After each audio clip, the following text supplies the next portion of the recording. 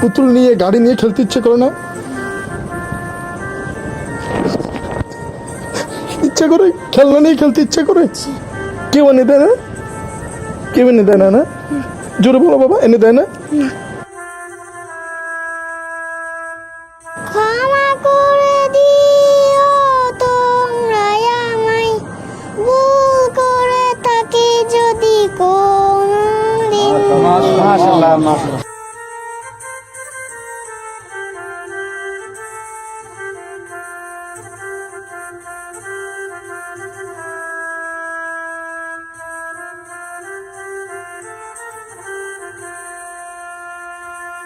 গাড়ির আবদার থাকে, একটি পুতুলের আবদার থাকে, একটা চুমুর আবদার থাকে, একটা বাবার বুকের উপর উঠে একটু শোয়ার আবদার থাকে, মায়ের বুকের মধ্যে থাকার একটা আবদার থাকে।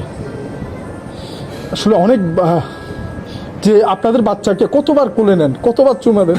আমার ছোট যে বাচ্চাটি রয়েছে তাকে অসংখ্যবার আমি চুমা দিই, তার চোখে মুখে, এবং তাকেও বলি বাবা আমাকে চুমা দাও। কিন্তু এই ছোট বাচ্চাটি সে একটি চুমাও সারা দিনে, সারা মাসে নয়, সপ্তাহে নয়, দিনে নয়, একটিও পায় না সে। এবং সে কোথাও আবদার করতে পারে না, আমাকে একটা চিপস এনে দাও, এই আবদারটি সে কখনোই করে না, করতেও পারে না। বাবা তোমার পুতুল নিয়ে গাড়ি নিয়ে খেলতে ইচ্ছে করে না? ইচ্ছে করে খেলনা নিয়ে খেলতে ইচ্ছে করে? কেউ এনে দেয় না? কেউ এনে দেয় না? না জোরে বলো বাবা, এনে দেয় না? না সে একটা পুতুল, একটা খেলনা গাড়ি, ছোট্ট একটা কিছু দেখলে তার মন চায়, সে কিন্তু চায় সে খেলার, সে কিন্তু বলেছে অকপটে, ছোট্ট মানুষ, সে বলেছে যে তার মন চায়, কিন্তু সে চায় কিন্তু পায় না। সে যে পায় না সেটাও কিন্তু সে বলে দিয়েছে সে পায় না। আসলে আমরা কতটুকু স্বার্থপর। আমি আসলে এখান থেকে চলে যাওয়ার পরে হয়তো বা এখানে আসা হবে কিনা জানি না, কিন্তু আমার আবেগ আমি সংবরণ করতে পারি না। আমার পাশে আমার যে ভাইরা, আমার সহকর্মী যারা কাজ করে, এই মানবিক কাজ করে, অনেক ভাই এখানে যারা আমার সাথে এসেছেন, আমি জানি তাদেরও চোখে কেউ পানি রাখতে পারে নাই। আসলে হয়তো অনেকে বলবেন যে এটা কিসের চোখের পানি, হয়তো আমার চোখের পানিটা ফেক হতে পারে, কিন্তু আমার পাশে আমার যে ভাইরা রয়েছে, পিছিয়ে যে আমার যে হাসান ভাই রয়েছে, সবুর ভাই রয়েছে, যে আমজাদ ভাই রয়েছে, এই মানুষগুলোর সবাই তো ফেক না, সবার চোখের পানি ফেক না। এই চোখের পানিটা আপনাদের সাথে শেয়ার করার উদ্দেশ্য হচ্ছে সকল এতিমখানায় গিয়ে, এতিমখানার উনিশ পরিচালকের হাতে আপনি আস্ত খাসি উঠে দিয়ে আসেন, আমি সেটা বলবো না, আপনি নিজে থেকে রান্না করে তাদেরকে বসে নিয়ে খাওয়ান। যারা এতিম বাচ্চা রয়েছে তাদের এতিমখানায় একটা করে খেলনা আপনারা তুলে দিয়ে যাবেন।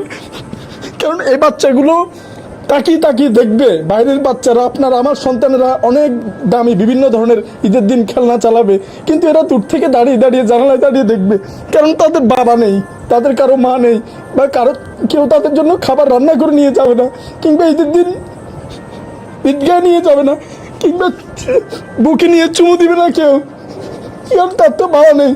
তোমাকে তো এই মাসে কেউ চুমু দেয় না। না আজকে তার জন্য স্পেশাল একটি জামা কেনার জন্য আমার পক্ষ থেকে 1000 টাকা, এবং আমার পাশে আবু হাসান ভাই রয়েছে, তার পক্ষ থেকে একটা খেলনা কেনার জন্য 500 টাকা, সৌর ভাই থেকে 500 টাকা যেটা ভাই দিয়েছে।